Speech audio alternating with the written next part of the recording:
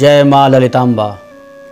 मैं ज्योतिष दैवज्ञ विशाल गुप्ता प्रस्तुत हूँ अपने YouTube चैनल पर लेकर के गणेश चतुर्थी पर गणेश विसर्जन की संपूर्ण जानकारी।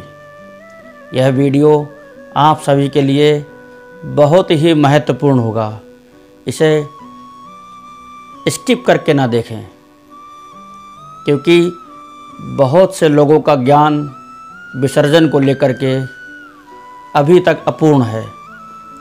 उस अपूर्ण की जानकारी यदि आप करना चाहते हैं तो इस वीडियो के एक भी क्षण को स्किप नहीं करना है। आपको बहुत ही ध्यानपूर्वक सुनेंगे।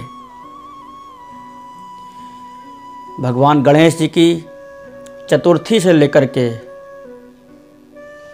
और अनंत चतुर्दशी तक 10 दिनों के लिए स्थापना संपन्न हो चुकी है। धीरे धीरे भक्तजनों के मन में विसर्जन की जिज्ञासा भी उमड़ रही है कि कैसे करना है, कहीं कोई त्रुटि ना हो जाए, कहीं कोई गलती ना हो जाए। क्या हैं इसके शास्त्रोक्त नियम, किस प्रकार से शास्त्रों ने विसर्जन की अनुमति प्रदान की है। तो आइए जानते हैं गणेश विसर्जन की संपूर्ण जानकारी। सर्वप्रथम तो यह जान लेना जरूरी है कि हमने गणपति की स्थापना कितने दिनों के लिए निश्चित की है, संकल्पित की है। यदि कोई भक्त अपने घर में भगवान गणेश जी की स्थापना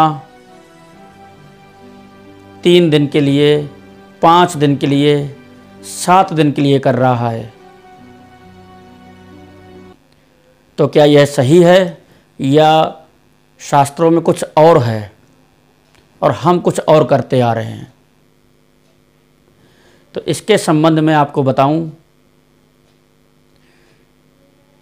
कि वैसे तो भगवान गणेश की स्थापना 10 दिनों के लिए ही प्रायः की जाती है।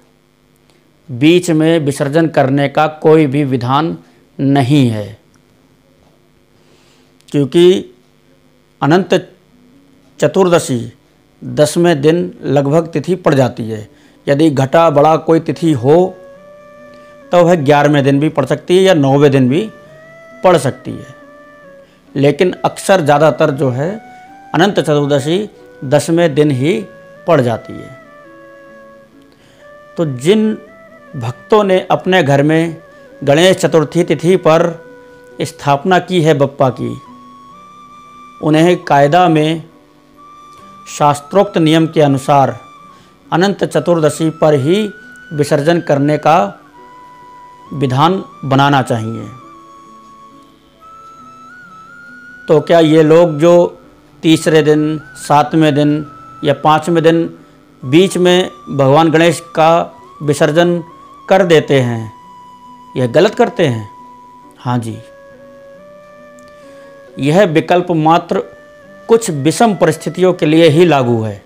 जैसे कि यदि आपके परिवार में, आपके घर में, आपके कुटुंब में 3 पीढ़ियों के अंतर्गत किसी के संतान का जन्म होने वाला है, घर के अंदर सौवर होने वाली है, तो उस अवस्था में हमें बीच में ही गणेश जी का विसर्जन करना होगा। यदि परिवार में, कुटुंब में 3 पीढ़ियों तक किसी ऐसे व्यक्ति की जो बहुत ज़्यादा बीमार हो, उसके गोलोक जाने की संभावना अधिक हो, तो उस अवस्था में हमें अपने पूजन को बीच में विसर्जन करने की अनुमति शास्त्र प्रदान करते हैं। यदि हमारा कोई अति विशेष कार्य पूर्व निर्धारित है, पहले से ही निश्चित है, और हमने गणपति की स्थापना भी करनी है, तब उस अवस्था में उस विशेष कार्य को न टाले जाने के कारण हमें बीच में विसर्जन करना होगा। बाकी इन विशेष विषम परिस्थितियों के अलावा बीच में गणेश जी का विसर्जन नहीं करना चाहिए। अभी विसर्जन चल ही रहा है तो उसके विषय में शास्त्रों में बताया गया है कि यदि कोई विषम परिस्थिति खड़ी है सामने, तब उस अवस्था में भी आपको 1.5 दिन के लिए, 3 दिन के लिए, 5 दिन अथवा 7 दिन के लिए स्थापना करना आवश्यक होती है। या तो हम 1.5 दिन के अंदर अंदर विसर्जन कर दें, या फिर हमें तीसरे दिन विसर्जन कर देना चाहिए, अथवा 5वें या 7वें दिन जितना भी हम अधिक से अधिक खींच सकें खींचना चाहिए। दूसरी बात कि यदि हमने भगवान गणेश की स्थापना की है तब हमें बीच में उसको छोड़ना भी नहीं चाहिए कि इस वर्ष तो हमने कर ली और अगले वर्ष हम नहीं कर रहे हैं। कोशिश, हर संभव प्रयास यह जरूर करें कि हर वर्ष गणपति बप्पा हमारे आंगन में अवश्य पधारें। संकटों से मुक्ति दिलाने वाले विघ्नहर्ता गणेश जी हमारे आंगन में पधारेंगे तो हमारे संकटों को दूर कर हमें संकटों से मुक्त अवश्य करेंगे। भगवान गणेश प्रथम पूज्य हैं। दूसरी बात, भगवान गणेश की बीच में विसर्जन कब कर सकते हैं? भगवान गणपति का विसर्जन यदि बीच में हमें करना हो तो यह तो हमने जान लिया। उसके अलावा कब होता है विसर्जन भगवान गणपति का? मध्य में। यदि मूर्ति खंडित हो जाए तब भगवान का विसर्जन हमें उसी दिन कर देना चाहिए। यहाँ पर समझ लेने वाली बात है कि खंडित शब्द का प्रयोग 2 चीज़ों के लिए होता है। भगवान गणेश की प्रतिमा में एक तो भगवान गणपति के अंग होते हैं, जैसे कि कान, नाक, सूंड, दांत, उंगलियां, हाथ, पैर, पेट इत्यादि। और एक होता है कि उनके मुकुट, वस्त्र, आभूषण, पुष्पमाला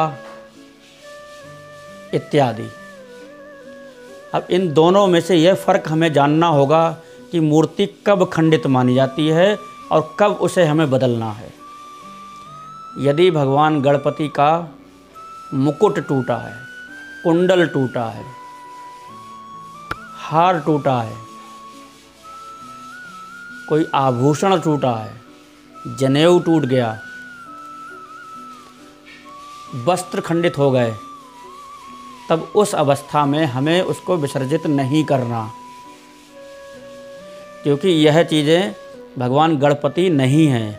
उनके आभूषण हैं, उनके वस्त्र हैं और उनका श्रृंगार है, जिसे हम दोबारा भी नया लगा सकते हैं, आर्टिफिशियल भी लगाया जा सकता है।